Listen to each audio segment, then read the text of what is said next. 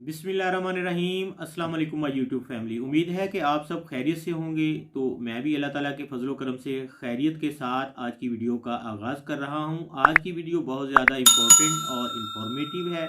उम्मीद है कि ये आपको पसंद आएगी और ये मैं उम्मीद भी रखूँगा कि आप वीडियो को मुकम्मल देखेंगे ताकि इसमें फ़राहम की जाने वाली मालूमात आप लोगों के लिए फ़ायदेमंद साबित हो सके।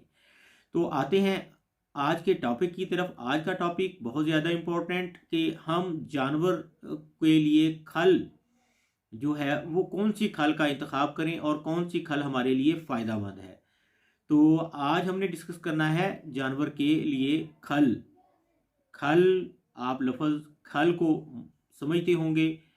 तो जो डेयरी वाले हजरात हैं या जानवर कैटल फार्मिंग का काम करते हैं तो वो इस चीज़ को बड़े अच्छे अंदाज से जानते हैं। तो दूध बढ़ाने के लिहाज से हमने जानवर को प्रोटीन जो है वो ज़्यादा देनी है, लेकिन उसकी भी एक मुनासिब रैंकिंग हो या एक हद होनी चाहिए कि प्रोटीन हमने कितनी देनी है। इतनी हद से भी ज़्यादा नहीं देनी कि जानवर फैटनिंग की तरफ जाना शुरू कर दे। जानवर दूध बढ़ाने की बजाय जानवर फैटनिंग में चले जाए। फैटनिंग में हमने एक अलग तरीकाकार रखना है और हमने मिल्किंग के लिए जो है वो एक अलग तरीकाकार रखना है। तो मुख्तलिफ़ तरह की खल बाज़ार से दस्तयाब होती हैं, कुछ महंगी हैं, कुछ सस्ती हैं और इसमें कुछ मियारी भी हैं, कुछ गैर मियारी भी हैं, कुछ मिलावट वाली भी हैं, कुछ कम मिलावट वाली भी हैं। किसी में से तेल बहुत ज़्यादा हद तक निकाल के उसका जो है बिल्कुल ही भूसे की पोजीशन बना दी जाती है, वो भी हैं। और कुछ लोग फार्मर की रिक्वेस्ट पे ऐसी खल तैयार करके भी दे देते हैं जिनमें ऑयल भी होता है। तो आज मैं आप लोगों को मुख्तलिफ तरह की खल जो है वो उसके बारे में आपको बताता हूँ। तो इसके लिए आप सोयाबीन जो है वो खल भी है, जो है फिश मेल है उसकी खल भी है, मूंगफली की भी खल मिलती है। इसका जो तिलों का है तेल, उसकी खल भी है। तो इस पे किनोला की खल भी है, किनोला मेल उसको कहते हैं। और सूरजमुखी का जो बीज है उसकी खल भी है। तो इसके अलावा मकई की खल है जो मेज़ ग्लूटन जिसको कहते हैं, वो भी एक दस्तयाब है बाज़ार से। तो इसके बाद जो आम रूटीन वाली खल हमें दस्तयाब होती हैं तो आज अब उस पर आ जाते हैं। तो वो है बनोला खल, बनोला कॉटन सीड केक जिसको कहते हैं। कॉटन सीड केक अगर हम इसको डिस्कस करें तो ये इसकी रैंकिंग में टॉक्सन जो है वो बुनियादी हैसियत रखता है कि टॉक्सन की वजह से ये थोड़ा सा रैंकिंग इसकी एंड पे आ जाती है। और कुछ और मामलात भी हैं। पहले हम खलों के नाम डिस्कस कर लेते हैं। तो इसके बाद सरसों हमारे पाकिस्तान में ख़ास तौर पे हर इलाके में, मेरे इलाके में भी एक बुनियादी फसल की हैसियत रखता है, जानवरों के चारे के तौर पर भी और जानवरों के लिए उसकी जो हम बीज निकालते हैं उसकी खल के लिए भी और उससे हासिल होने वाला आयल भी।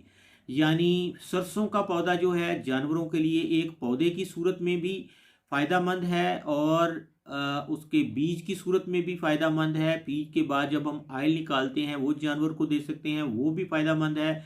और आयल निकालने के बाद जब उसका ऊपर वाला छिलका बच जाता है तो वो इकट्ठा जब मशीन से निकलता है तो वो खल की सूरत इख्तियार कर लेता है, तो वो भी हमारे लिए फ़ायदेमंद है। यानी सरसों यानी मस्टर्ड जो है वो हमारे लिए एक बुनियादी हैसियत रखती है फार्मिंग के लिए। तो इसके अलावा मुख्तलिफ तरह की खल हैं। तो राइस पॉलिश अगर हम डिस्कस करें तो राइस पॉलिश भी एक खल ही है। तो जो बुनियादी हैसियत हमारे फार्मिंग में है वो मोस्टली जो दस्तयाब खल हैं वो खल बनोला होती है या खल सरसों की खल होती है। ये हर इलाके में मिल जाती है और सस्ती भी होती है और मुनासिब रेट पर होती है। तो अब आप लोगों ने किस चीज़ का इंतखाब करना है। तो एक और जो मेरिट्स हैं तो उसके साथ डीमेरिट्स भी हैं। तो डीमेरिट्स के सिलसिले में मैं आपको बताऊं कि खल बनोला जो है, बनोला बुनियादी तौर पर कपास का बीज है, उसको हम बनोला कहते हैं। तो कपास का बीज जब से बीटी काटन आई है, अब डिस्कस करते हैं BT cotton. What is BT cotton? BT cotton एक जो रिसर्च के बाद बीज निकाला गया है, उसको जहरीला बीज बनाया गया है ताकि उस बीज से पैदा होने वाले पौधे पर जो इंसेक्ट्स हैं, जो मुख्तलिफ तरह के कीड़े मकोड़े हैं जो फसल को नुकसान पहुंचाते हैं, तो वो उसको हमलावर ना हो सकें। तो उनके हमले से बचाने के लिए हमने कपास को तो इस तरह का कर लिया कि जहरीला कर लिया, लेकिन उसके बीज से जो खल तैयार होती है वो भी हमारे लिए कुछ नुकसानदेह होती है। तो इस चीज़ को भी हमने मद्देनज़र रखना है। फिर उस कपास से हासिल होने वाली रुई भी हमारे लिए काफ़ी हद तक नुकसानदेह होती है। तो इसीलिए अब जो ज़िम्मेदार हजरात हैं वो बीटी काटन, बीटी जो है, ये जहरीली वैरायटियाँ जो हैं उनको उसका जो काश्त करना जो है ज़िम्मेदारों ने छोड़ दिया है। तो रूटीन में नॉर्मल जो कपास का बीज है उससे बनने वाली जो खल है वो हमारे लिए सबसे अच्छी है। तो आप अपने शहरों में चेक करें कि मुख्तलिफ तरह के जो लगे हुए होंगे जो खल बनाने के लिए, मुख्तलिफ तरह के, उसको हम पंजाबी में कोल्लू भी कहते हैं, तो एक्सपेलर कहा जाता है। तो एक्सपेलर्स जितने भी लगे हुए हैं क्रश करने के लिए, सरसों को क्रश करते हैं या मुनासिब लेवल पर एक मिनी फैक्ट्री लगाई हुई होती है तो वो खल बिनोला को भी क्रश करते हैं, उससे ऑयल निकालते हैं। तो आप उनसे रब्ता करें और उनको कहें कि आपने खल बनवानी है तो फिर आप खल बनवाते वक्त उसमें कुछ और चीज़ें भी मिक्स करवा लें। जैसे मकई को मिक्स करवा लिया जाता है, गंदम को, और मीज़ ग्लूटन को, और मिनरल मिक्सचर को। तो मैंने देखा है कि मेरे इलाके में भी ऐसे यूनिट मौजूद हैं जो मुख्तलिफ तरह की अशिया डालकर पहले तो उसका ऑयल निकाल लेते हैं और उसमें कुछ ऑयल छोड़ते भी हैं, बिल्कुल ही उसको निचोड़ नहीं लेते। तो उसकी क्वालिटी उसी हिसाब से उसका रेट होता है। तो इसमें मुख्तलिफ तरह की चीज़ें डालकर मिक्स करके जब उसकी खल तैयार होती है तो वो जानवर को जब डाली जाती है तो वो इसमें मल्टीविटामिन भी डाल दिए जाते हैं। इस तरह की चीज़ें डालकर एक बहुत अच्छी खल तैयार हो जाती है, तो वो वंडे का ही काम करती है। तो ये भी समझ लें कि वंडा आपने खुद तैयार कर लिया या किसी एक्सपेलर से आपने जाके तैयार करवा लिया, तो ये मल्टी अशिया डाली हुई होती हैं और ये जानवर के लिए, सेहत के लिए बहुत ज़्यादा फ़ायदेमंद होती हैं। और आपका जानवर डाउन होने की बजाय दूध भी इंक्रीज़ करता है और उसमें उसकी फिज़ीक जो है वो भी मेंटेन रहती है और जानवर मोटा ताज़ा रहते हुए उसमें गोश्त की भी पैदावार में इजाफा होता है। फिर उसके आगे जो बच्चा होता है वो सेहतमंद होता है और जानवर छोटी मोटी बीमारी को तो बिल्कुल महसूस ही नहीं करता। अगर बीमारी को महसूस नहीं करता और उसके अंदर इम्यूनिटी इंक्रीज़ होती है, इम्यूनिटी ज़्यादा होती है, तो समझ लें कि ये चीज़ें आप लोगों के लिए 100% जो है वो बेनिफिट में होंगी और आपका जो बिज़नेस है वो इंक्रीज़ होगा।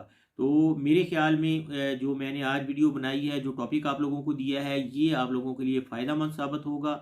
उम्मीद करूँगा कि आप मेरी वीडियो पर अच्छे कमेंट्स करेंगे, आप इस वीडियो को लाइक भी करेंगे और शेयर भी करेंगे, मेरे चैनल को सब्सक्राइब भी करेंगे और साथ ही बेल के आइकन को भी ऑल पर करेंगे ताकि हम मिलें हर नई आने वाली वीडियो में बर वक्त एक नोटिफिकेशन के साथ। तो दुआओं में याद रखिएगा।